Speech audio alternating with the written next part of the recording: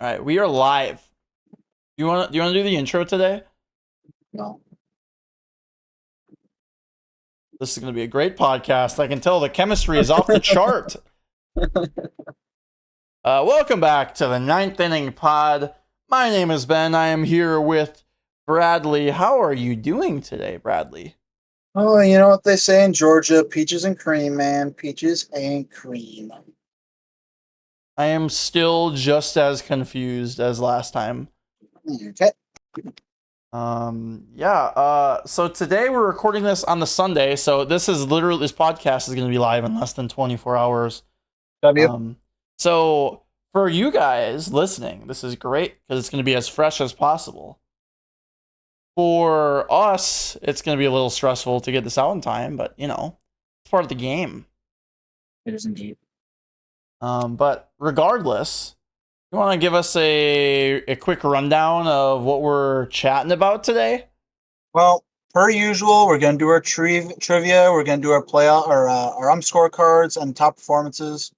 Then we're gonna be talking a little bit about what's going on in baseball. We're closing in on the end of the year. In a couple, I think after next week, we'll be in the last month for playoffs.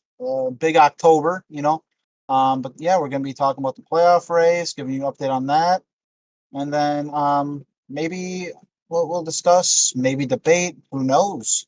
Who will be the best team in baseball? So that's today's agenda. Let's do it.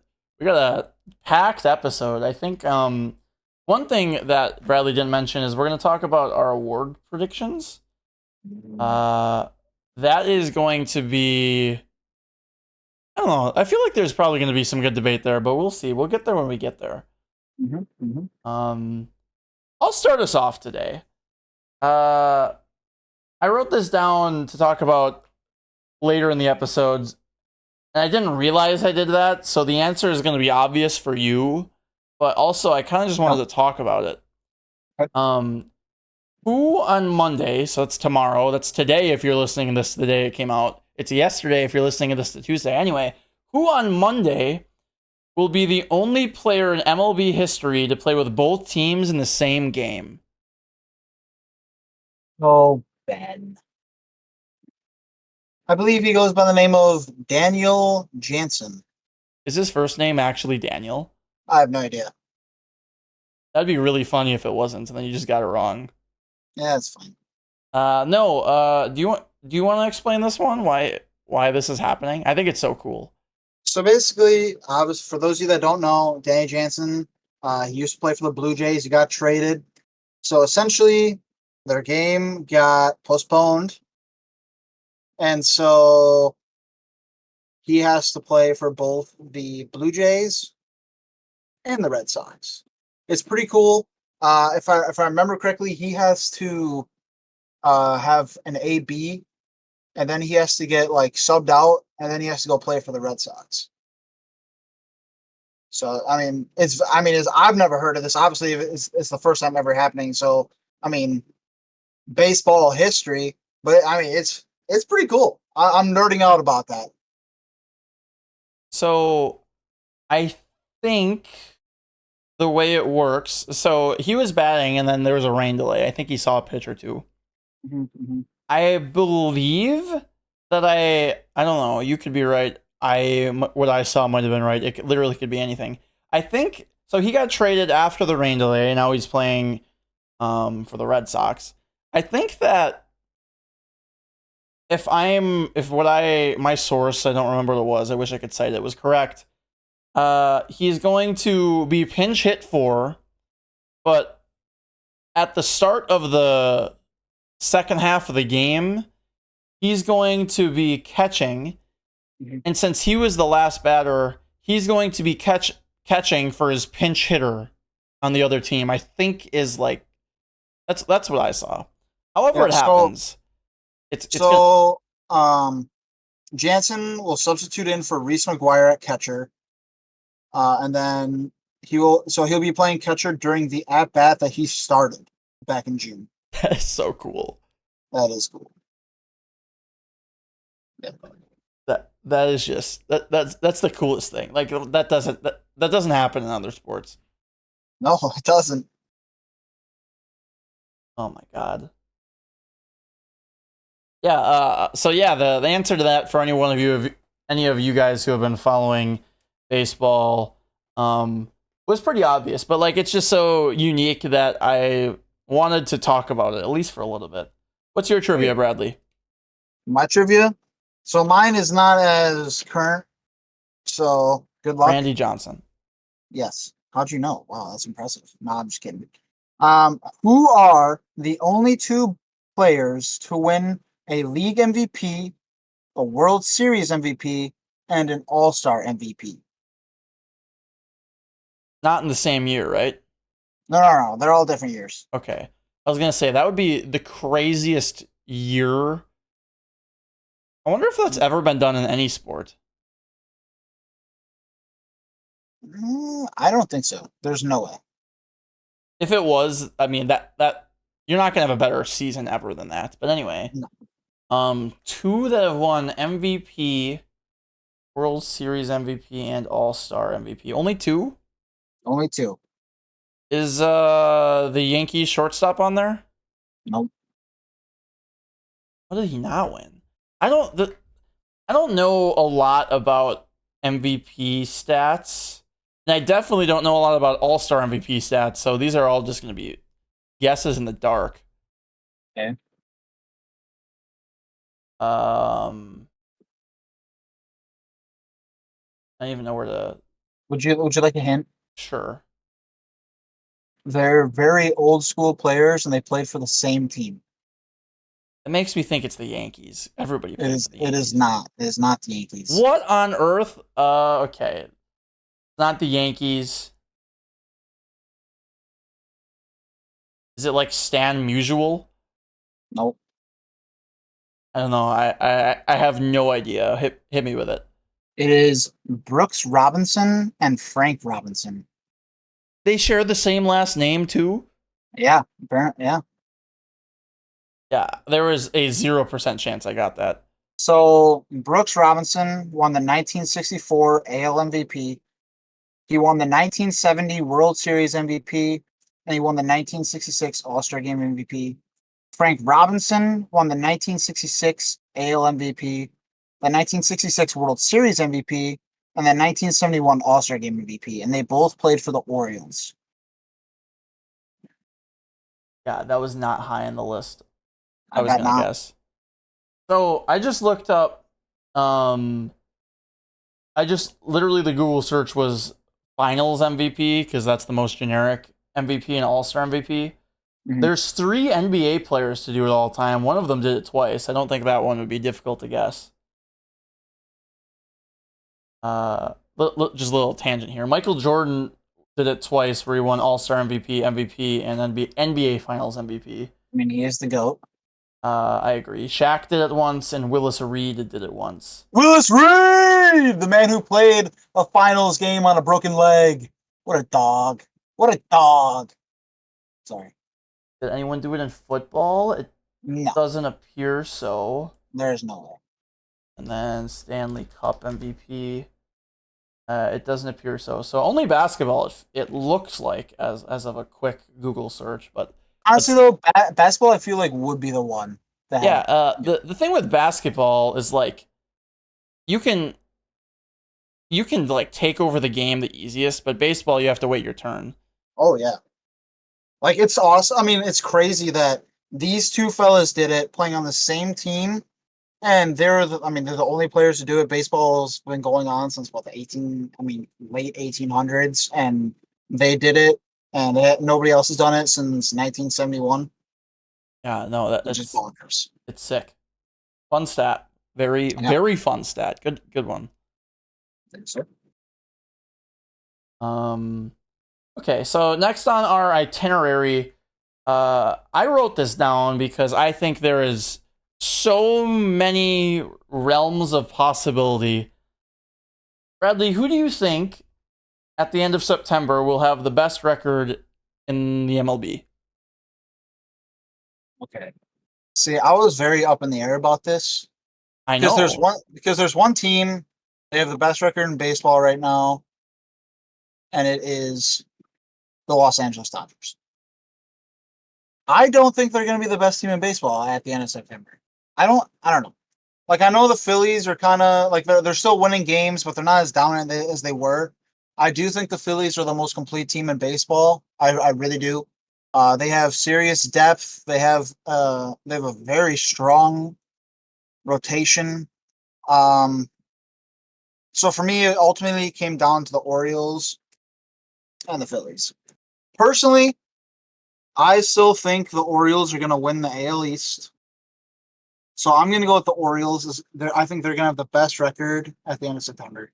They have some work to do to even take over their division. They're one game behind the Yankees, but just the youth, they just have a fire. You know, they went out and got Corbin, which I think is really, I mean, as much as one player can do, I think it really transcended their team. They brought in a little bit of that age, and I mean, that Orioles team, I would not want to play them in the playoffs. And I think that they're going to be the best team in baseball at the end of September. Yeah, I like the Orioles pick a lot. I think at the start of the year, I had the Orioles winning more games than any other team this year.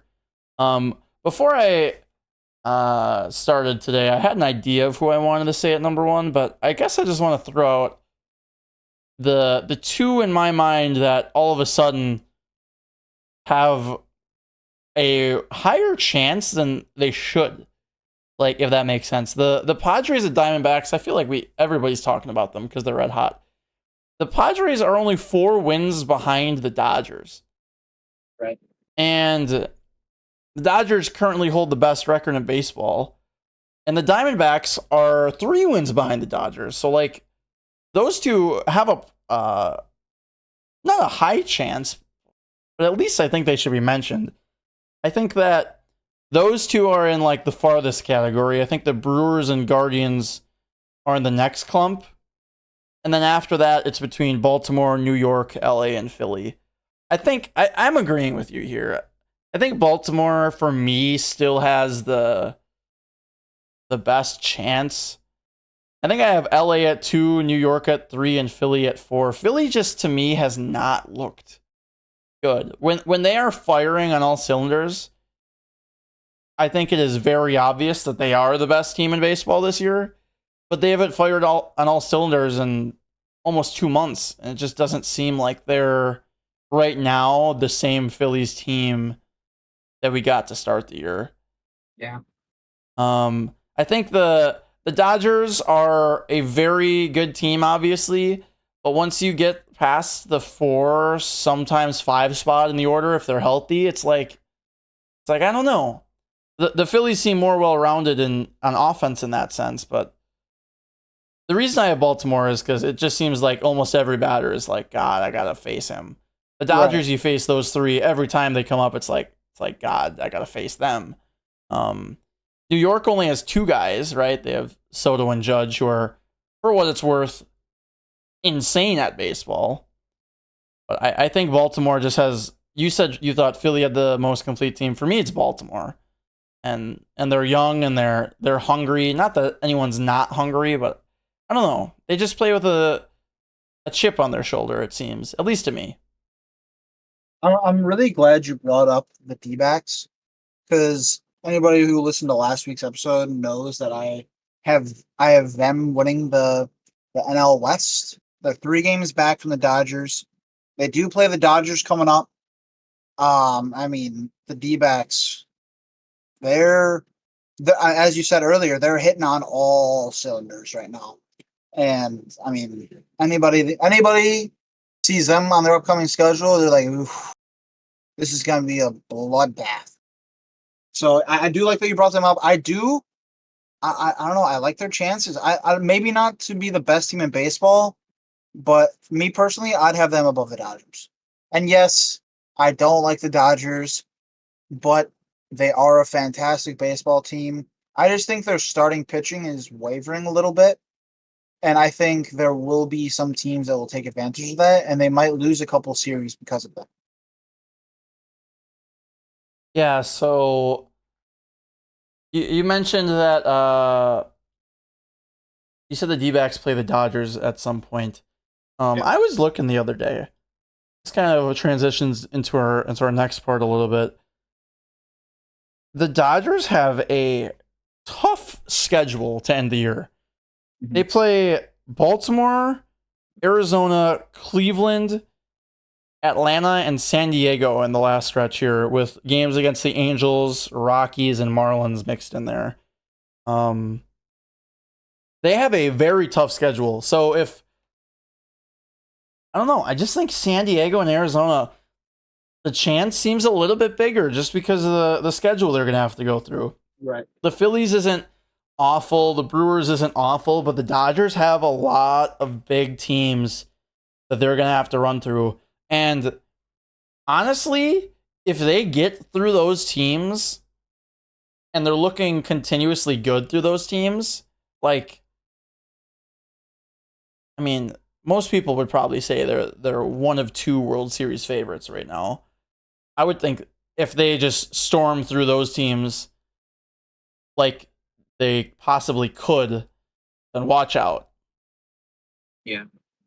But I will say, looking at the D-back schedule too, like, I mean, they do not have an easy road either. They play the Mets starting on Tuesday, and I mean the Mets, they're one of those teams that maybe they're not the best, but they're definitely one of those teams that you very well might lose 2 out of 3 games. And then you got a 4-game series against the Dodgers, which arguably could make or break their season. Then you got a 3-game series against the Giants, which it's in San Francisco, which is a little bit harder. They're playing their ace in Logan Webb, which I think they should probably take 2 out of 3 from the Giants, but it's baseball, man. You have no idea. They play Houston, who's playing great. You play Texas, which they're World Series champs. They can beat you at any point. Yes, they're not looking the greatest, but I mean, they're World Series champs for a reason. They can beat you at any point. Then you got Milwaukee, and then they got the easiest 3-game set they have against the Rockies. In Colorado though, so like I mean, again, it's baseball. You can lose at any point. Then they got a 4-game series against the Brewers, and then they got the Giants again, and then they got San Diego. So they don't have. I mean, they have 7 games against the Brewers. I mean, like 4 games against the Dodgers. They have. It's not easy for them either. But if, like I said, like you said for the Dodgers, if they can win series, they're going to be right up there for as far as maybe World Series favorites, maybe winning their division, getting a 1 or 2 seed. Like honestly, it's anybody's race in the NL West right now. It really is. what do you think about the AL? Because we have and we can talk about the NL. Pretty much every division besides the NL Central, we could just talk and talk and talk about because there's so much that could happen. But the AL, like you look at the AL Central right now, Cleveland holds a 3-game lead on the Royals and Twins right now. Yeah. Cleveland's got a brutal schedule. Kansas City's got a tough one. Minnesota has a tough one. All 3 of those teams have games intertwined with the Yankees and Orioles at some point. Yankees and Orioles schedule is not easy. Like, what do you? It's just crazy, dude. I don't know if I ever remember a season in the MLB that has had so many playoff races so close with a month to go. I don't know. Right. I mean, looking at the AL, take out the NL West, and they have arguably the next 2 toughest divisions in baseball. The AL East is neck and neck with the Yankees and Orioles. I don't think the Red Sox and Rays, well, obviously not the Rays, they're 11.5 back. The Red Sox, I mean, unless some miracle happens, I don't foresee them really competing with the Yankees and Orioles for first or second place in that division just because the Yankees and Orioles are just fantastic ball clubs. AL Central, like you said, I mean, the Guardians have a 3-game lead on both the Twins and Royals. But they don't have easy schedules. I mean, that 3-game lead is essentially nothing with a month to go, month and a week or so. And the AL West, I mean, we'll get a little bit more into the Mariners a little bit later. But the Astros, they have a 4-game lead on the Mariners, and I honestly, I think it's the Astros division, but I mean, I told you this before. I say it all the time. It's baseball. Anything can happen. The Mariners could just get so. I mean, they're 3-7 in the last 10, but they could very well just heat up. They have the starting rotation to keep them in any game they play. Yeah, and the AL is tough. The AL is real tough. We'll talk about the Mariners a little bit coming up. We got something we want to touch on, but I feel like the Mariners, to me, are one of the most inconsistent teams in baseball. When their offense is clicking, which it doesn't happen a lot, but when their offense is clicking, it's like wow, these guys look unbeatable because their pitching is so dominant. But like I watched the Mariners game today, they just they won somehow. I mean, they get like a runner. Their way to score is to get a single, have them steal second, bunt him over, and then get him in on a sac fly. Like it's so touchy almost baseball. It's hard for them to score at times. But when they're going, it's really good. So, I mean, I'm sure any Mariner fan will tell you this. If the offense can get it moving for the last month of the year, they have it. If not, it's Houston. That's literally all it comes down to is if the Mariners offense decides to figure it out here in the last month of the season. Here's a little tidbit as far as their offense. They have scored 516 runs on the year.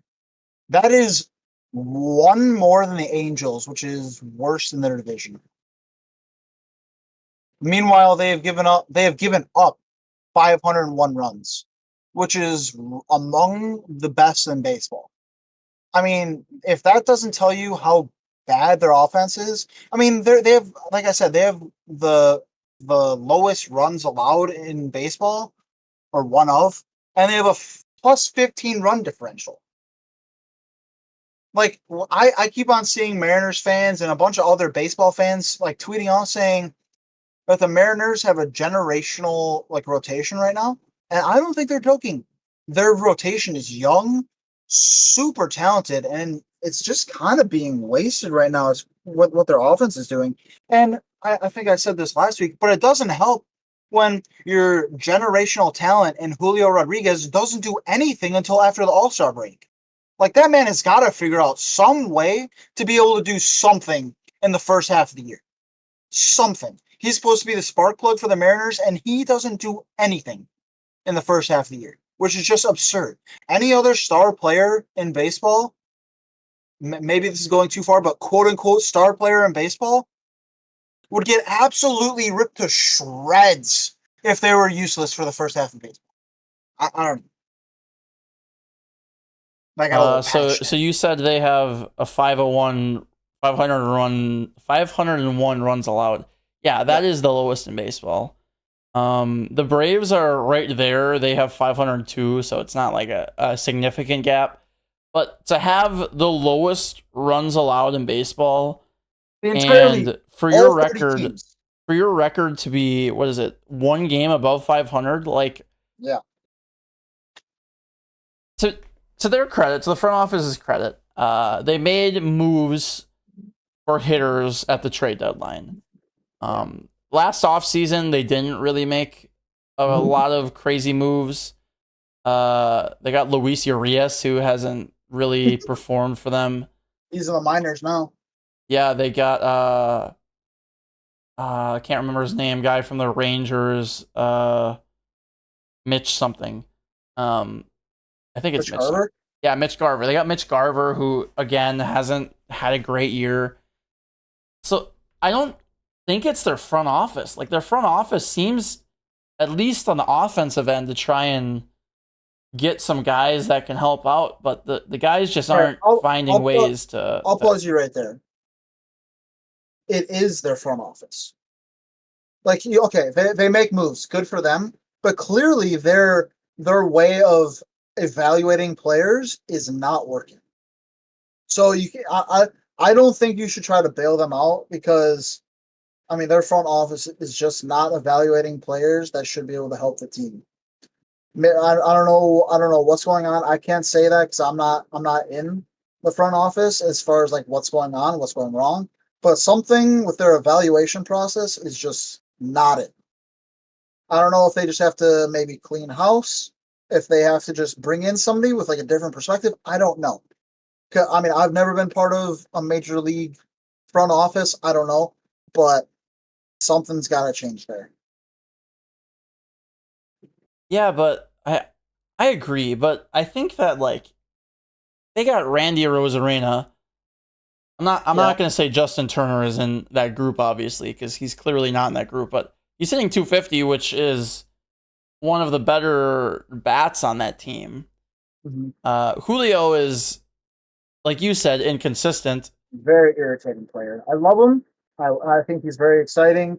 I'm gonna say it. He's great for the game of baseball, but I mean, if he ever wants to in win in this game and be a very successful player, he's got to figure out. He's got to change something with his off season routine to be able to come in day one of the regular season and hit above what 225.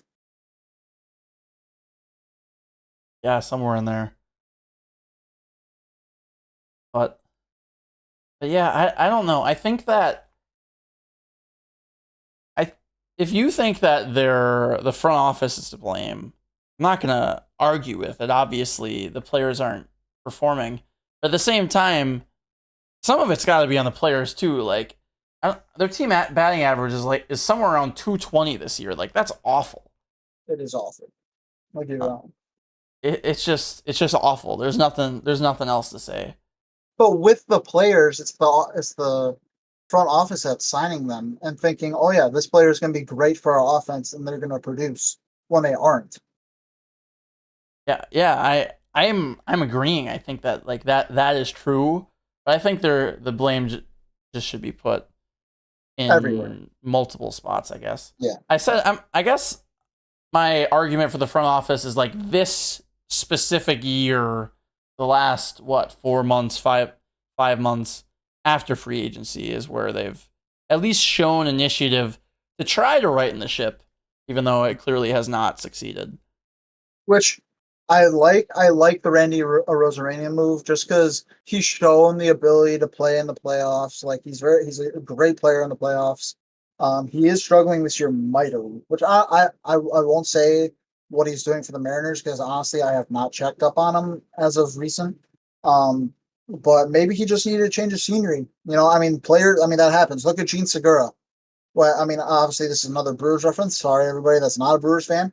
But I mean, Gene Segura was struggling with the Brewers. He gets traded to, I don't know if it was the Mariners or the D-backs or something, and then all of a sudden he's back to hitting his 300 and 10 home runs, 5 home runs a year. He's back to being his solid defensive contact hitting player. So I mean, maybe Randy just needed that change of scenery. I don't know. But I mean, if the Mariners can't get anybody hitting, who's to say that they can get Randy hitting again? I don't know. In 25 games this year, Randy has with the Mariners. Randy Rosarena has only hit 216. So he's basically hitting the same as in the yeah. The change of scenery has not, in a short sample size, really seemed to make a significant impact.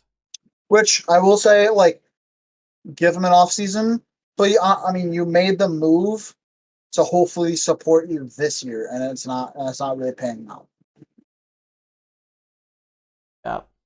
Oh yeah, I agree. While we're talking Mariners, we might as well just Jump into it. Just jump up to that quick. Yeah. Do you want to? You wrote this down. What are your thoughts on the Mariners firing Scott Servais? Okay, so I don't dislike the move as far as in the broad scheme of things, firing him just because your offense stinks. Your rotation is fabulous, but I don't know if I like it. You're second in the division. You're 4 games back. You are 1 game above 500, but you are still competing for a division title. It's not like they're out of it. I don't know. Give the man the rest of the year, I would say.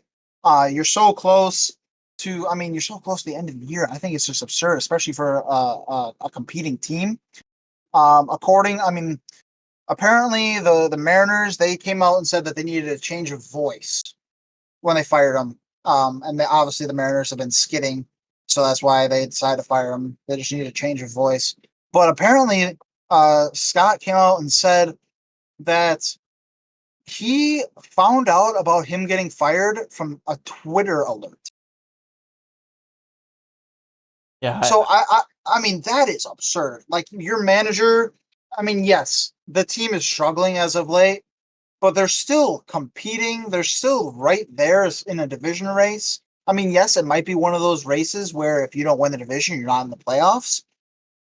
But I mean, that is absurd. That leads me to think, as far as have the Mariners even like went to talk to him and see like, hey, what the heck is going on right now? You need to get this figured out, otherwise you're not going to be here next year, type of thing. Not just yeah, like I'm kind of just calling it quits on him. He's out of here.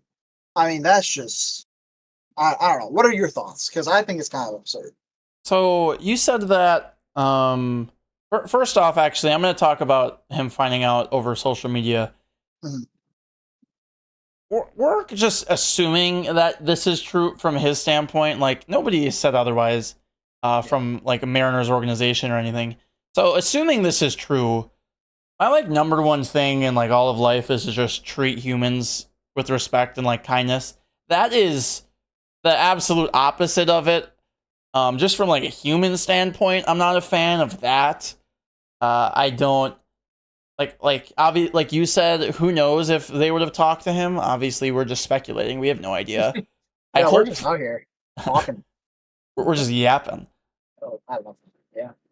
I hope for his sake that they gave him a warning like 2 weeks ago or something and said, "Hey, you got to start winning games, otherwise we might be thinking of moving on from you or something like that." Mhm. But from a Seattle Mariners like time wise, if he wasn't part of it too is he was there for I think 9 years, which makes it difficult. So take that out of the equation. But this is like in my mind really the only move the Mariners can do to try and like give your team one last spark for the postseason. Because like you can't make any trades. You're really not going to sign anyone. Maybe you'll get someone off of waivers, but that person probably isn't that good. Maybe this is like a sign to the team, and it's like hey, we are gonna put somebody new in here to try to get some new energy, whether it's new energy or just more excited energy. I don't know. I think this is not only firing a player, but also like a plead to firing a manager, but it's also like a plead to the players to say, hey, let's go. It's go time. Let's make a run. I don't know. Maybe that's just me. Yeah. Okay, like what? Like you say that? Like I kind of agree with you as far as like guys like this guy just wasn't working out. Like let's try something new. Um, like okay, I like your perspective and where you're coming at from that. Honestly, like that's kind of I like that. But you're talking about you brought up a waivers aspect, and I kind of want to segue into like another part as far as something that kind of blew my mind.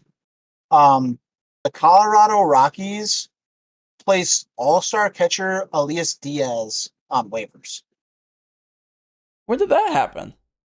a week ago. Has anybody picked him up? No, he apparently rejected the Giants' offer to sign them. I mean, this is in my okay. I don't know if he's a toxic player and the Rockies just wanted to get rid of him. To me, this makes no sense because he is a former All-Star. To me, he's kind of. I mean, yes, he's not the youngest player in the world, but like, he's one of the few players in Colorado that's like, dare I say, like proven. I don't know. This blew my mind. And then you were talking about signing players on waivers. Like maybe this could help the Mariners if they even were to try to make a move for him. I don't know. Like I know they have Raleigh, so he's probably I don't know if he can play first or not. But he could probably play. I mean, obviously he'd be playing DH. I don't know what their DH situation is, but like I mean, the Mariners just need bats, man. And Elias Diaz, I feel like he's consistently hitting around the 250, which would be, like you said with Justin Turner, one of the better bats on the team. Like, not only did this move from the Rockies blow my mind and kind of like, what are the Rockies doing over there? But like, it also kind of brought up a point of like, maybe the Mariners, because they are close to winning the division. They're only 4 games out with a month and a week to go. Like, go out and try and get him. I don't know. But then again, I also don't know what happened to the clubhouse. Maybe he's toxic. Maybe I don't know. Like you said earlier, we're speculating here. But I mean, yeah, some confusing things are happening. Some wild things are happening. I just wanted to bring that into the light here. I love that idea, dude. He's hitting. I just looked it up. He's hitting 270 this year so far. Are you okay? What are the Rockies doing, bro? Like, I know they're not contending, but like, I mean, if you had him under contract for another year, trade him instead of getting absolutely nothing from him. No, and if you didn't, at least have a player that the fans know about. Like, come on. I totally agree. Doesn't make any sense. That's why I was like caught off guard. I don't know why I didn't see it because I thought something like that would come across at some point, but no, that's just crazy. Yeah. Mariners, heck, any team. There's not many catchers out there that are hitting 270. No. I was honestly thinking maybe the Brewers should pick him up. But then I was like, Gary's been hitting well, William is William, and Haas is hitting pretty well, so we don't really need him. I think the Brewers are literally the last team in the MLB that could use him. Yeah. Well, sorry, second to last. Who's? Colorado. Okay. Did not see that one. I'm going to be honest with you. They are one of the teams that can use them. Yeah, they could, but they don't think so. Yeah, clearly. No, you're right. That would be a huge waiver signing for Seattle. 100%. But anyway, we went on down a little rabbit hole there. Are there any other divisions you want to talk about, or did we cover most of them?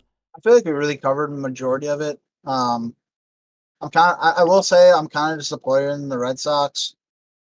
They're just kind of gonna let me down here. I was really hoping that they could maybe make it interesting, but they just keep on losing. So yeah, they got swept by the D-backs. They lost 2 of 3 from the Astros. They lost 2 of 3 from the Orioles. Or no, they split the series with the Orioles. My apologies, gang. But yeah, I mean, Yeah, I love the pitching on this team. The offense can be fun at times with like Jarren Duran, Rafael Devers. I think your boy's on that team, isn't it, Rafaela? Yeah. But yeah, so it's unfortunate to see what the Red Sox are doing because I know they got which obviously they're 5 games above 500, but with the Orioles and Yankees in your division, you got to keep playing great baseball. There's no room for error. I know they're one of the teams that got absolutely ripped in the offseason for the moves that they made. It was cool seeing them succeed, especially early on, but now they're just kind of falling apart at the seams. So, last question before we move on to the next topic. Okay. Give me a percentage chance that the Braves catch up to the Phillies. They're 6 games back right now. Percentage chance that they catch up? Yeah. Let me just see what the Phillies got going on in the future here. Keep in mind that the Braves are extremely injured. Obviously, no Strider, no Acuna. I mean, there is a 4-game series coming up against Atlanta, August 29th. So that's after the 3-game series with the Astros. Honestly, okay, there's a bunch of games coming up after starting Thursday that are going to be vital. Like the D-backs play the Dodgers, the Phillies play the Braves. I'm gonna have to watch this game. August 31st, Phillies Braves. It's Zach Wheeler versus Max Fried. Yeah. Okay. Anyways, my percentage for the Braves catching up to the Phillies would probably be about 15%. Wow, that is way higher than I thought. I don't know. I think there's. I mean, obviously, I've said this before. I'm gonna say it again. Probably gonna say it a lot. It's baseball, man. Any team can get hot at any time. But I will say, the Phillies have Toronto. They have Miami. They have Chicago and Washington. So I don't foresee them losing losing the 2 game set against the Blue Jays. I don't foresee them losing the 4 game set against the Marlins. I don't foresee them losing the 3 set games or 3 set series against the Cubs and the Nats. I don't foresee it happening. Maybe they lose the series to the Braves, which will make it interesting. But just based off of those series, I don't think there's any way Atlanta catches up unless they literally win almost every single game from here on out. Eh. But I did want to give them a chance just because it is baseball. 15% chance is low, but you're telling me there's a chance. Yeah, the Braves, I don't think really have much of a chance at all, to be honest, because I don't know if you saw Austin Riley is out for the year. He's out for the year now? Yeah, he I did not I think see he that. got hit by a pitch in his throwing hand. Oh, that's not good. Ozzy Albies is out till partway through September. Okay, I don't mean to be mean, but I feel like he's injured a lot. Yeah, I also feel the same thing, but I know he's beloved amongst the Braves fans, but man, he needs to see the field. I also kind of feel bad for Cunha. You know, he misses the year with the ACL, MVP, another ACL. Like, I mean, he's one of those guys. He's great for baseball. He's very, very exciting. I mean, it's just a shame. It really is. That Braves team, when fully healthy, is absolutely absurdly talented. I mean, it's just it's a dang shame. yeah, who knows though? Like you said, it's baseball. Anything can happen. We got a month left. That is a lot of time. There's a lot of baseball. Unfortunately, it's not enough time for the White Sox to catch up, but Hey, everybody else still has a chance. They're already to 100 losses. Isn't that crazy? That is crazy. Like they're on pace for like 120, 125 losses. Yeah, it is not good. What do they? They have the lowest run differential by almost. Oh, never mind. Never mind. The Rockies are also very, very low. The White Sox have a negative 276 run differential. The Rockies have a negative 208 run differential. It'd be like negative 200 if they kept Elias Diaz. Maybe. There's 2 things I wrote down that I forgot to touch on that I'm just gonna mention really quick. Mhm. We were talking about the Royals. I just want to give a really cool shout out moment. Salvador Perez was going through a town or around Kansas City the other day, and he went and played backyard baseball with some kids. Super cool. That is so cool. The captain of the team. Yeah, that's oh man. I Like, mean, that made the kids' lives right there. They're never gonna forget that. no, totally. Obviously, they're gonna get some sort of picture. There's a person filming it. I'm sure if you look it up that you can find it. But just so cool. Like this is why people love baseball. Is because of awesome mini moments like this. You know, I'm not gonna lie. Like you said that, and the first thing that popped in my head is like that scene from That's My Boy. Hey, if you're under like 14, don't watch that movie. But there's there's a scene where Adam Sandler hits a ball and it hits Andy Samberg in the throat. And I just like imagine Salvi gets a hold of one and just like knocks somebody's head off. That's Like where your that. brain goes. Yeah. They're playing wiffle ball. Oh, I didn't know that. Okay, still though, the captain of a Major League Baseball team, one of the best catchers in baseball right now, if he gets a hold of a wiffle ball, that will still sting like a son of a gun if that hits you. And if you can't catch that, Yeah. sorry, that went really dark really quick. I apologize, guys. I didn't have That's My Boy checked on the bingo list for what we're going to talk about today. Honestly, me neither. You never know when you listen to the Ninth Inning podcast what you're going to hear. especially when Manic Bradley's on the scene. Yeah. You never know in general what you're going to hear when he starts talking. Very true. Actually, I know something that we're going to hear about Manic Bradley. We're going to hear about what umps called a good game or bad game in his opinion. Do you have an ump that you want to tell me about? I do. So for the first time in the history It's going to start raining men of Ninth Inning Pod, I will be going negative. Oh, with an ump. Okay. Marvin Hudson on Wednesday, August 21st, called a game for the Orioles versus the Mets in New York. All right. So he had an 86% overall accuracy, which is 5.5% below expected. And he had an 88% overall consistency, which his average is 94%. So overall, a very rough game. Baltimore did lose this game 4-3, which is crazy because he had an overall favor towards Baltimore. But just looking at this strike zone, man, I mean that is just rough. Just looking at the top 3 most impactful missed calls.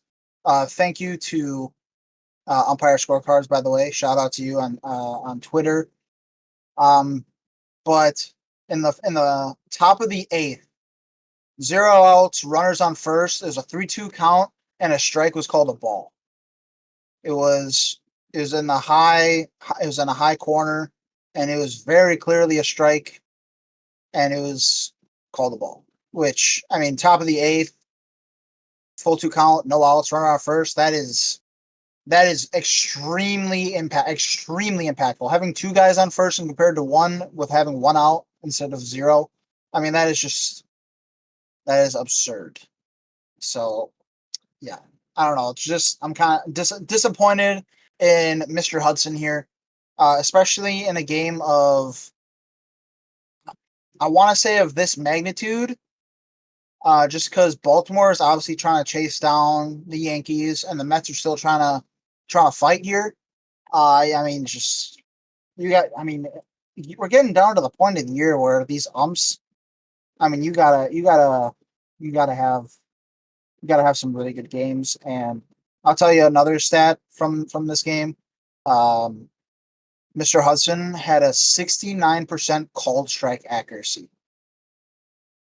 which is atrocious. That is atrocious. So yeah, I mean, for the first time, I'm going negative.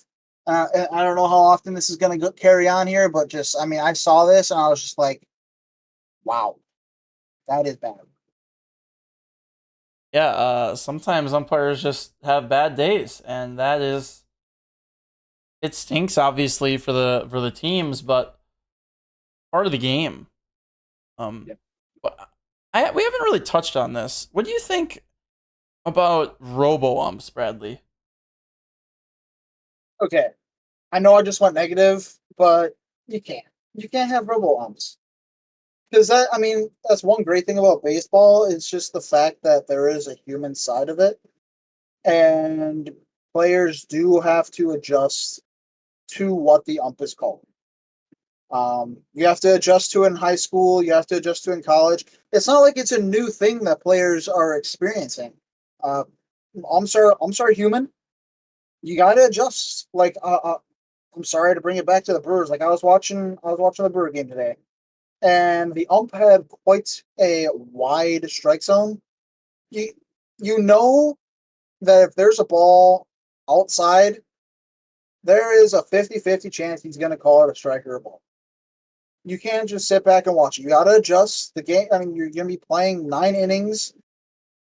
I think robo umps would make the game easier for people who don't understand it and don't necessarily like watching. Like they think the game's boring. But for the diehard baseball fans, not even the diehard, but people who actually enjoy the game and love the game for what it is, I almost guarantee you they're saying row umps will not be good for the sport. Actual umps is what makes the game of baseball.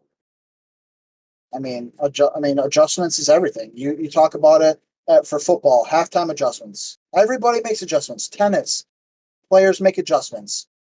Baseball is the same thing. Obviously, you can't take a hat. You can't. There's no halftime.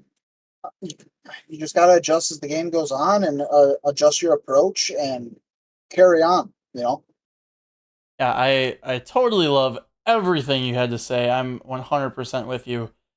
I don't know if you're aware, in the minors they're doing a thing where each team has 3 pitch challenges a game where they just tap their head, and it'll just show on the big screen quick whether the pitch came in as a strike or a ball, and then that call happens. I'm okay with that. I think 3 calls are good. Like 3, if like today when ball 4 is called, a run scores, might have been a strike. If you just tap your head quick, challenge that, and it takes 3 seconds to reverse it or hold it up, I think that's fine. But to completely replace umpires, I think is a very bad thing, because like you said, it's human. You got to make adjustments. Every sport has human umpires. Football, hockey, baseball, basketball, soccer, tennis. I mean, the list goes on. So to switch from that would be bad. I mean, you look at the one time we don't have human umpires, Space Jam 2, dude, that guy rigged everything. It was just a complete rig fest. Yep. LeBron, that's why LeBron should be the GOAT, because he got through Space Jam 2. Okay. Expanding on what you're saying, though, I do think that the 3 calls a game would. I think that'd be good. I do think that'd be good because you're still having the ability to have an impact on the game. Because, like I said, umps are human; they make errors. So, like that has the ability to maybe change that. Like just for 2 examples for you, like in the game that I'm calling out Mr. Hudson on, like like what I said earlier, the top of the 8th, 0 outs, runners on first, full count, strike is called a ball. That changes the game entirely. You look at today's game, the Brewers, like I said, Frankie Montas had a full count and a strike was called a ball. And I don't quote me on this. I can't remember if it was to get the bases loaded or walked in a run. I can't remember. But either way, that would still, change the game. That would have been 1 out, and compared to 0 with how it ended up being, having 0 outs, bases loaded. I don't know. Like I like that. I think that's a good idea.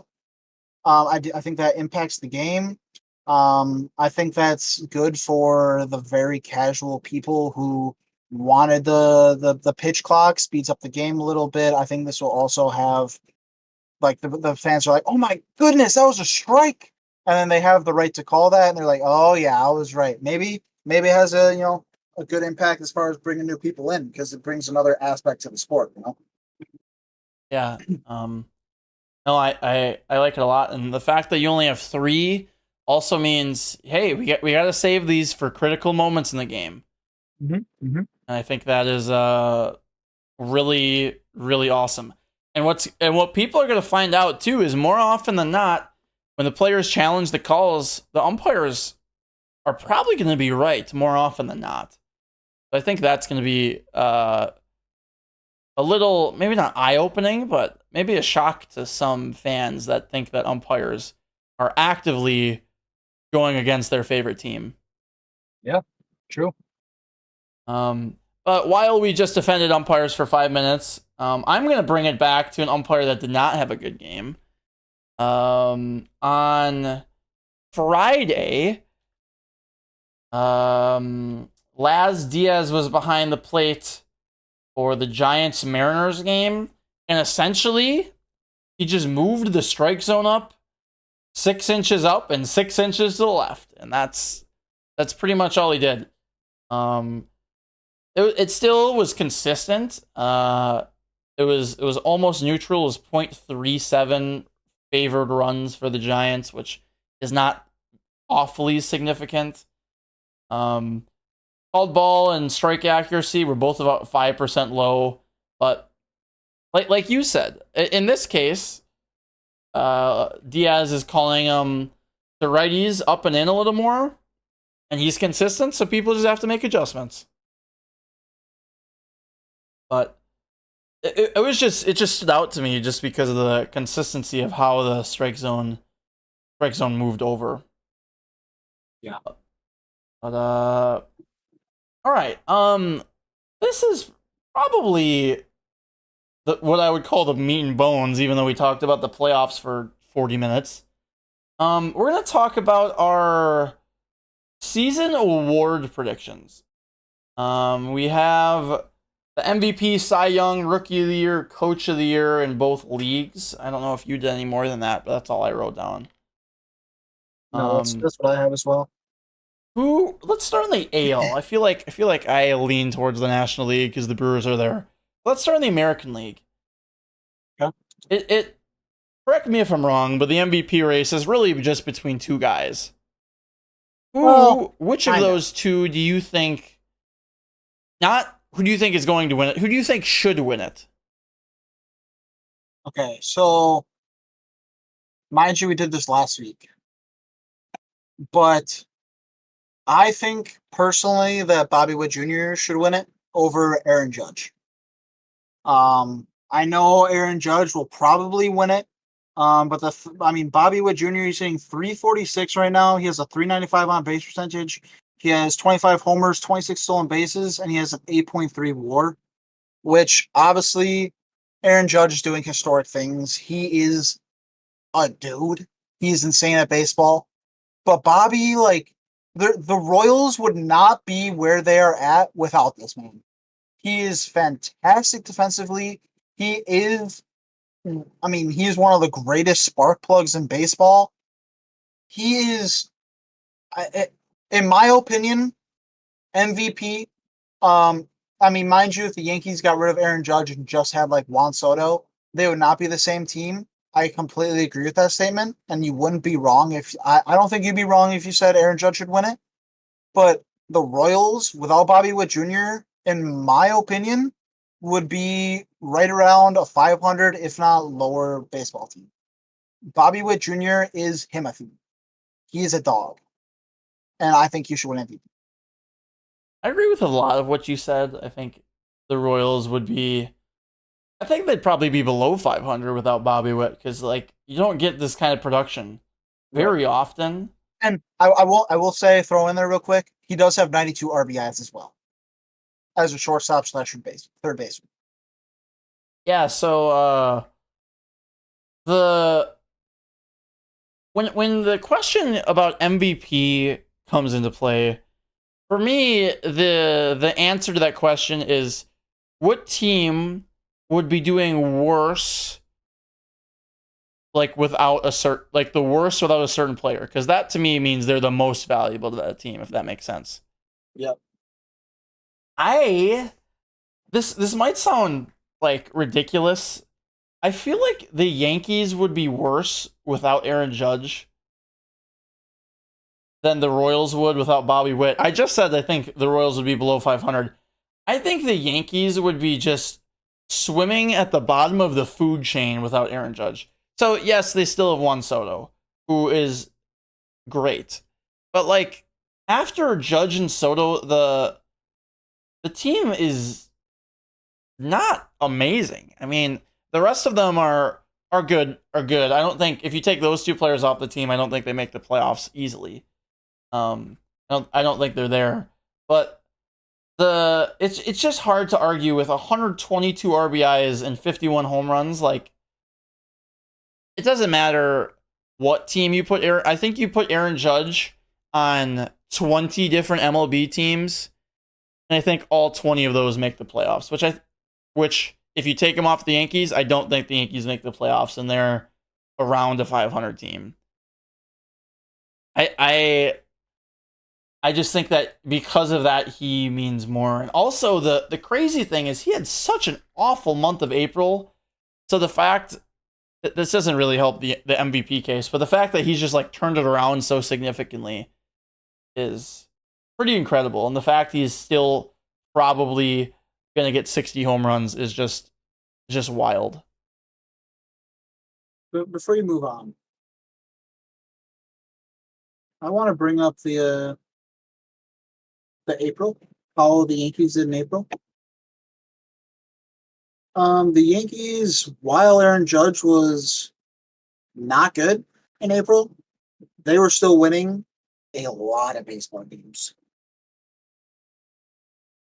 I mean, they started out 5-0, and then I don't. I think yes. I don't think the Yankees would be as good. Obviously, do I think they make the playoffs? No. I think the Red Sox probably finish the second best team in that division. I do think that they'd probably be floating right around 500 just because of what that rotation was doing for so long. What Volpe was doing for so long. Obviously, he's cooled off. And then you have Juan, which is still just a spark plug. But I mean, that also brings up the point: if Judge wasn't there, would Juan be there? Would the Yankees have made the move for Soto? I don't know, but I still think that the Yankees would still be winning games without Judge. Whereas the Royals, on the other hand, they don't have a Juan Soto. Their rotation has been pitching fabulous, but I mean, I find it hard to believe that the Royals would be 72-58, 3 games back out of the AL Central without Bobby Witt Jr. I don't think they'd be even close to being a division title, being in a playoff spot without Bobby Witt Jr. I don't see it. So you said the Yankees or the Royals don't have a Juan Soto, which I agree with. However, I think that Vinny Pasquantino and Salvador Perez are at least should be just mentioned. I'm not saying they're combined like worth what Soto is worth, because Soto is worth just a ridiculous amount. But I think they should just be at least like mentioned because they have been playing very well. Did you know Vinny Pasquantino is third in the MLB in RBIs? I don't know. I mean, I knew he had 96. I didn't know that was third, but I mean, they aren't one. Like, they're great baseball players, but they are not arguably a top 5 baseball player. Juan Soto is. It's funny how this MVP Yeah. it's turned into now their second and third best players versus the Yankees' second best player. Yeah. But I think that like no matter who you pick, I don't think anyone can look you in the face and say that that's a bad choice. You're awful, wrong. Yeah. It's a great race. Judge is probably going to win it just because he's got the home run number next to his name. But Witt deserves it. They both deserve it. Witt is giving us one of the best years of a shortstop ever. He's probably not going to win MVP. It's just, but we'll see. You never know. You never know how the voters are going to go. You don't know how the last month of the season will go. We'll find out. Yeah. Who is your National League MVP right now? Okay. So I've seen a lot of things arguing for Lindor versus Ohtani. As much as it pains me to say, I think Ohtani should win it. I don't know. I mean, what he's doing, like, yes, he's not pitching, but he has 40-40. Not very many people can say that. He's hitting 294 with 41 homers, 94 ribbies, 40 stolen bases, 6.6 WAR as a strict DH, which is absurd, by the way. Absolutely absurd. Bobby Witt Jr. has an 8.3, which I know just under 2 WAR is a lot.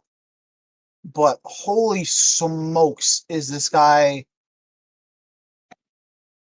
he's nuts at baseball. He's nuts at baseball. I think Ohtani should and probably will win it.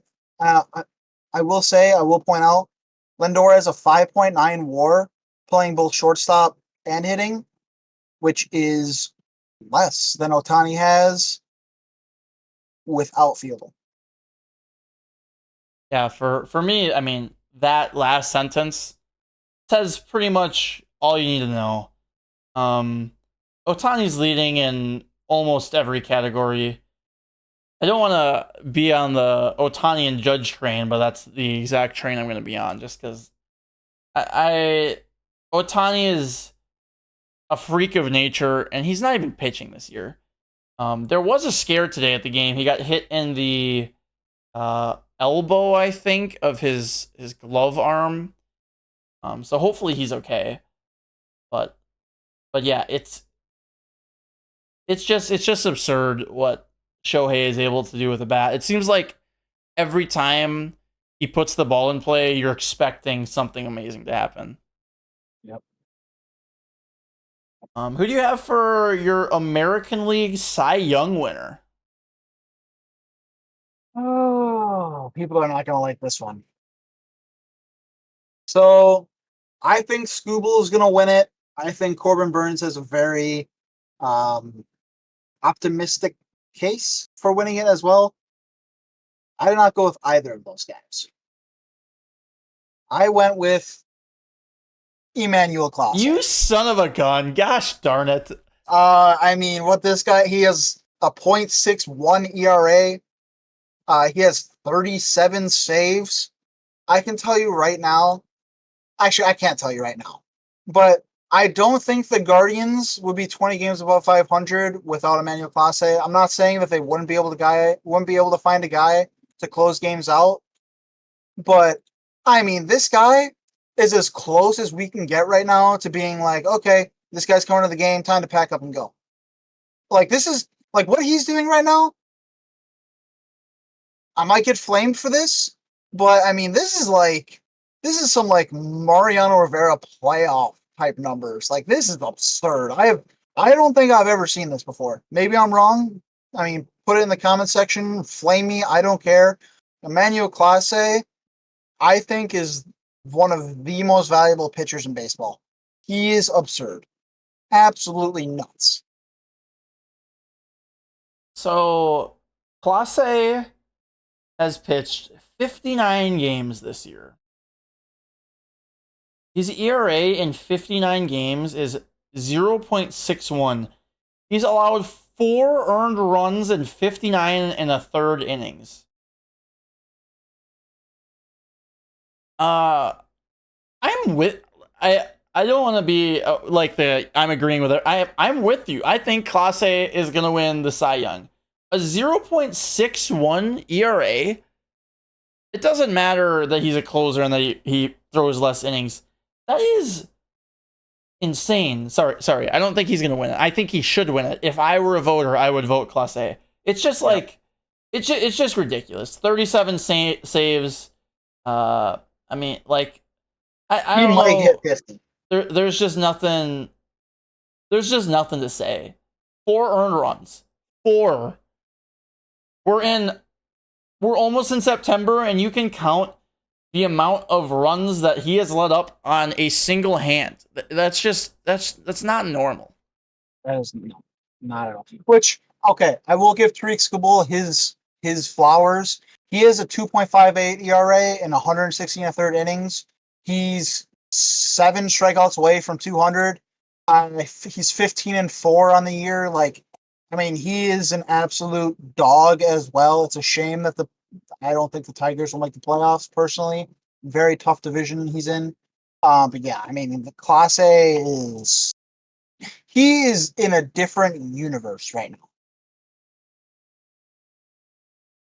Yeah. I mean, when was the last? I mean, when was the last time a reliever won it? The relievers to win MVP. I don't know. The first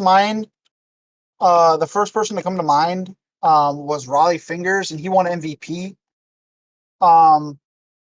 The last person, yeah, no reliever has won that. Well, no, okay, this is MVP. But the last reliever to win MVP was Eckersley in '93. Raleigh won it in '81. Willie Hernandez won it in '84. But The last Cy Young winner was Eric Gagne in 2003. okay. And what do you know? Do you have his numbers up from that year? 77 games, 55 saves, 1.20 ERA. So Clase's is almost half that. Yeah. All right. Yeah. Okay. And I guarantee you, in the next month and a half, I don't foresee a planet, or I don't foresee a world where Class A does not get over 40, and I can very easily see a world where in over half of the games he has left, I think he can get 14 saves. I think he can hit 50. And I think if he gets 50 saves, I think it's going to be very hard for the voters not to pick him to win Cy Young, personally. Yeah, who knows, dude? Corbin Burns has been struggling a little bit lately. Tariq Skubal is Tariq Skubal. If you don't know who Tariq Skubal is, look up Tariq Skubal so He's that nasty. you can understand who Tariq Skubal is. That's a Okay. record, by the way, for the most amount of times I've said his name in 10 seconds. I don't think Burns will win it. He has a 3.28 ERA. Yeah, I think it's between Scooble and I Clase. agree. And if, like I said, if I'm a voter, I'm pushing the Class A button. 100%. What about NL? Who do you think's going to win the Cy Young in the National League? I don't think there's really anybody else other than Chris Sale. I mean, I saw something the other day where it was like Chris Sale is, how old is Chris Sale? He's whatever his age is now. He's old. Comparing Chris Sale's fastball to Randy Johnson's 99 fastball. So they both threw 99 at this age, and their arm slots are like the exact same. It is scary how similar they are. But anyways, Chris Sale on the year, he's 14-3. He has a 2.62 ERA and 147 innings pitched. I mean, he's nasty. He's dominating. This is vintage Chris Sale we're seeing right now. I mean, he's one of my favorite pitchers to watch. He always has been. I'm a pitcher guy. You know that. Ben knows that. Everybody knows that now. But yeah, Chris Sale is just, I mean, maybe he's not in a different universe like Clase, but he is definitely on a different planet. You know? Yeah. So Chris Sale is 35. This is his 15th season in the big leagues. This is his fourth lowest ERA. He is like that is a mind-boggling stat to me. He's never Most won a Cy pitchers. Young before. What'd you say? He's never won a Cy Young before. Yeah, isn't that also insane? Like, this guy is good right now. He's been good for a while, and he's probably going to continue to be good. He just finds ways to get batters out, and part of it's his funky release that not a lot of people have. That's just unique. And yeah, no, I'm with you. I think Chris Sale's going to win it. I think Zach Wheeler is somewhere in the mix. I mean, Yeah. he's like he's on the same road, but he's just a mile or two behind. It's not particularly close. Right. But I think his name should just be mentioned. But yeah, Chris Sale is cruising. I do want to touch on Chris Sale a little bit more. So last year for the Red Sox, he played 20 games, but before that, he played a combined 11 the last 3 years before that. So it's awesome to see him finally healthy. Knock on wood. Yeah, I mean the year in 2017 he had 308 strikeouts and 214 innings pitched. In both of those stats he led the league, and he finished second behind Corey Kluber, who had, I mean, he did have a phenomenal year too, but I mean for me it would have been very hard to say Chris Sale does not win it that year, and it wasn't even really that close. Kluber had 26 more first place votes. Kluber had 28 first place votes, whereas Sale only had 2. I don't know. Yeah. So the fact that he hasn't, and the years that he's had, like in 2018, he had a 2.11 ERA and he finished 4th in the Cy Young voting. He finished behind Kluber, Verlander, and Snell. Which, okay, Snell probably should have won it. He had a 1.89, but still, the fact that he's gotten about as unlucky in his fabulous years as anybody can get as far as trying to win hardware. Yeah. I think that he's gonna get it. I think I would vote for him. I also think he's gonna get it this year. Yeah, I agree. What are you thinking about in Rookie of the Year in the American League right now? So I'm going back to the pitching well. I am going with Luis Heel, starting pitcher for the New York Yankees. He started out, I mean, insane. He is one of the reasons why the Yankees won so many games when Judge was struggling. I mean, he has struggled as of late, but he still has a 3.39 ERA, which you would want out of any starting pitcher. I mean, any team would love that. Any team. He's cheap. I mean, he's on a 1 year, $740,000 contract. Like, I mean, he's gonna be with the Yankees until at least 2029.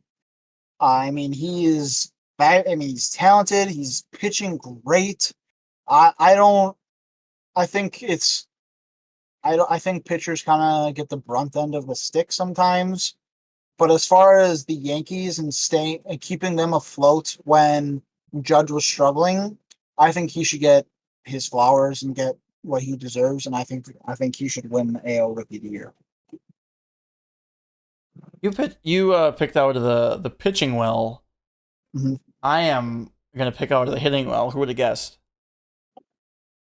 I'm also going to pick a name that I've mentioned. And I'm picking this name because not because necessarily he's had the greatest offensive year, but because of what he is able to provide on the defensive end so much. I'm gonna get some rolled eyes here. I'm picking Sedan Rafaela, and the reason I'm going this train is I mentioned last podcast that he has started over 50 games at shortstop and 50 games in center field, which is crazy. His WAR this year is at 2.5. He's hitting 260. He's quick. He's stolen 17 bases. He's driven in over 60 runs. He's scored over 60 runs.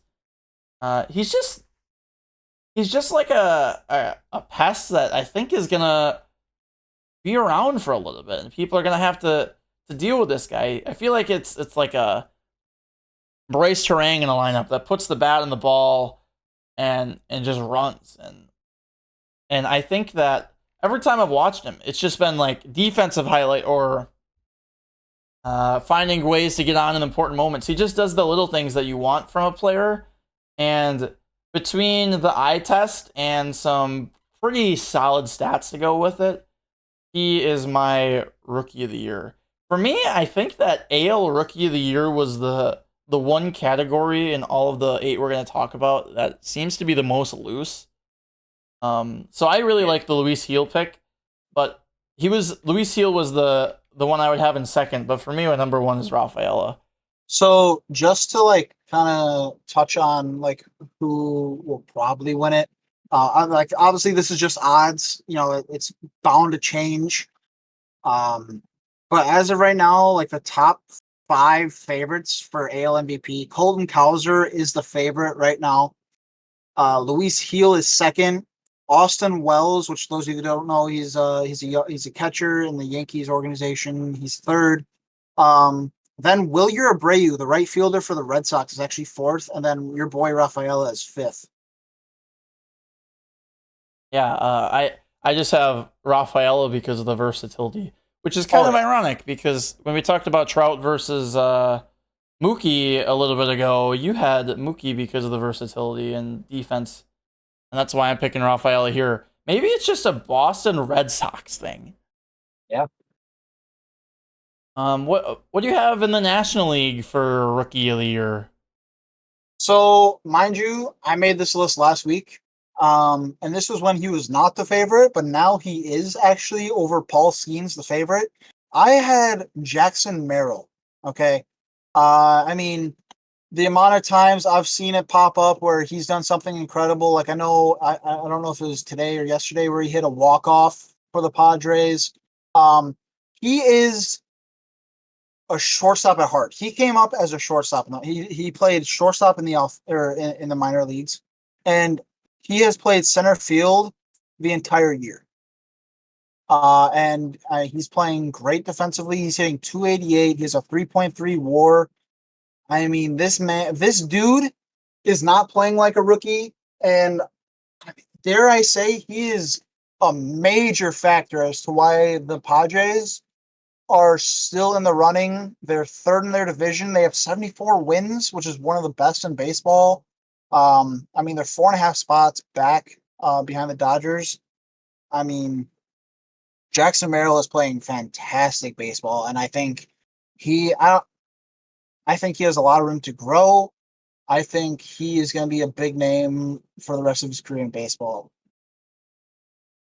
I am 100% on the Jackson Merrill train. However, I don't think I have him as my rookie of the year. Uh, for me, I don't know how I could choose anyone except Paul Skeens. Merrill has been fantastic. Almost everything you said, I have agreed with. The one thing being that you think he should win rookie of the year. I mean, Paul Skeens is just incredible. One of the best National League pitchers. He is 8-2. He's got a 2.15 ERA. He strikes out 5 guys, 5.2 to walking 1, so he doesn't walk a lot of guys. It's just like I don't.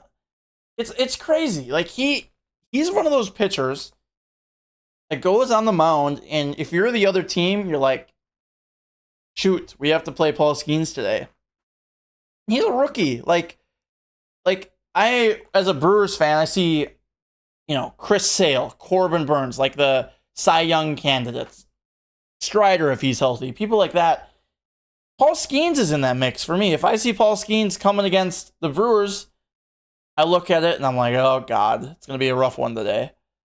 But yeah, he's had a dominant season. He started the All-Star game. I have Paul Skeens as my NL Rookie of the Year. So I was actually just about to make an argument about I think that um, Merrill has a greater impact on their team's winning chances.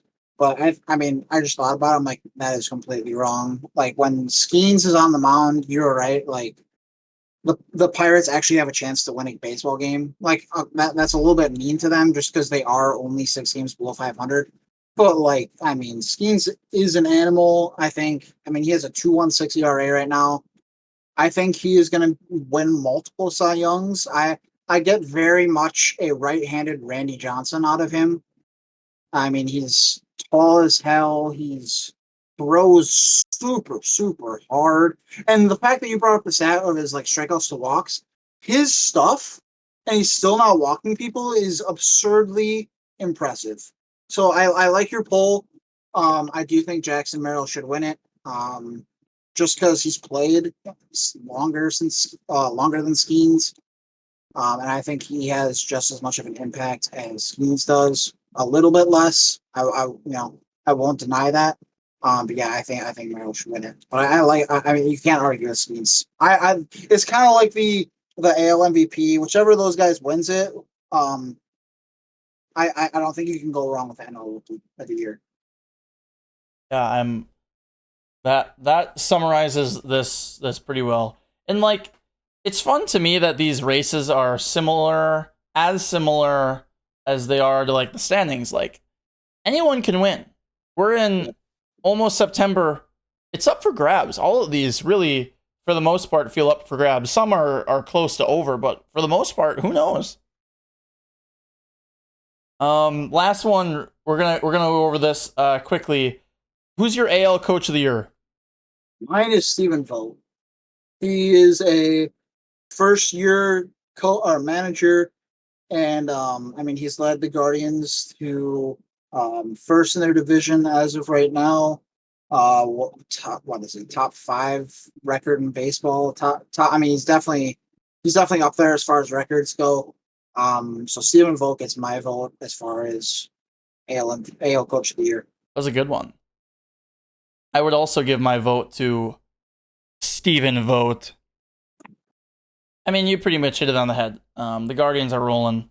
I think that they, out of anybody, are the team that is not going to say exceeding expectations, but doing the most with their roster that they could be in the American League. So I have Steven vote. In the National League, who is your coach of the year? Honestly, I don't think this one's even close. There might be some bias, but for as far as manager of the year goes, I lean more towards like first year managers that are absolutely, I mean, they're just winning baseball games. And they're maybe winning their division, whatever. So for me, it's Pat Murphy, Brewers manager. I mean, you guys can see this is bias, but nobody had the Brewers winning the division this year. Absolutely nobody. They expected them to be a rebuilding year. Amongst all of the things that I saw the Brewers fourth or fifth in the division, and they have a 10-game lead in the division. I personally do not think this is close. I think Pat Murphy should win this. I think he should get as many props as possible for changing the lineups. I mean, how many managers do you see right now that's starting like Jared Koenig for, well, obviously this is Brewer specific, but Jared Koenig for an inning and then bringing in the actual starter? Like, I mean, he's just doing things I personally have never seen before. I don't think it's very common, and I think he's doing a fantastic job. Um, we are not missing you, console. Stick with your Cubs. Stay below 500. Good riddance. Yeah, we're short on time. I agree with everything you said about Murph. I think the major headline at the start of the year was, oh, the Brewers are gonna be missing Craig Counsell and Pat Murphy. I mean, if you didn't follow who the Brewers managers over the offseason and you didn't know who they were, you wouldn't even notice. Like, the Brewers just picked up where they left off, finding ways to win games. I'm with you. I will, however, raise my hand, and I don't think this is 100% bias. I did have the Brewers winning the division for reasons I can get into a different day. But now that I'm saying this in August, it's going to sound like a secondhand thought. But I swear, I promise I did. Anyway, we're going to move on. So those are our season awards. What do you want to talk about here in the last 3 minutes that we have? So there's two things I kind of want to touch on. The first thing is going to be real short. The Little League World Series just wrapped up today. It is Sunday, August 20 something, August 25th. I want to give a round of applause to the American team, which was Florida. They made their first appearance in the Little League World Series since 2003, I think I saw. They won it all. Good for them. I believe they beat China Taipei, I think, in the World Series. So I just wanted to touch on that. Congratulations to those boys. Hopefully they're very young, but I mean, hopefully they dominate high school. Hopefully see them in the majors. I don't know. But yeah, awesome. Good to see them win it all. And then one thing I want to touch on as far as a performance that really touched me. That sounded weird. But on Wednesday of this week, which was August 21st, I was watching the Rays A's game, and a guy, JT Ginn, just got promoted to the majors. He came in the 8th inning, and his family was there, and it was just the most heartwarming thing I've ever seen in a long time. And he had 7 people out there supporting him. He came out to the mound. They were all riled up. First guy comes up, sits him down, strikeout. They were losing their mind over there.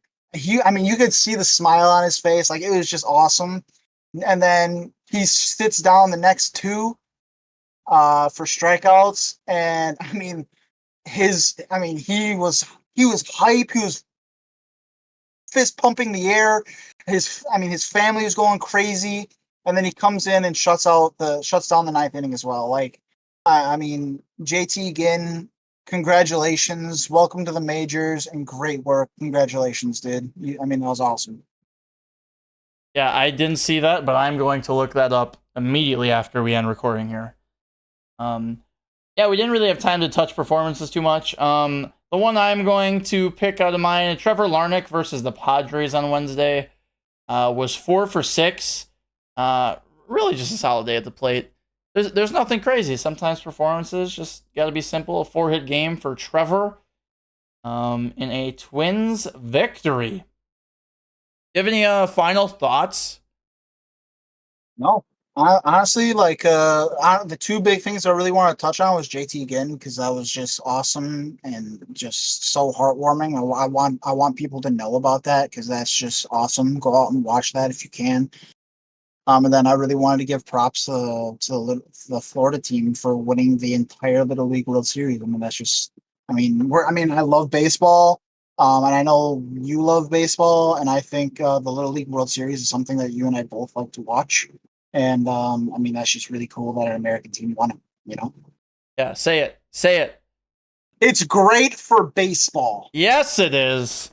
You know what else is great for baseball? You guys listening to us talk about it. If you guys want to hear more, leave a comment. Let us know what you think. Subscribe on YouTube. Add it on Spotify. Follow. I don't really know the lingo yet. Drop a 5-star review on it. I know we are going to be dropping soon on the Apple Podcast. So if you're over there, welcome. We love having you. And I don't know what the whole thing is over there, but yeah, thank you for coming over. Have a great rest of your day, whatever you decide to do with it, and buckle up. We got a heck of a postseason push in Major League Baseball coming soon. Thank you guys for listening. We will talk to you later.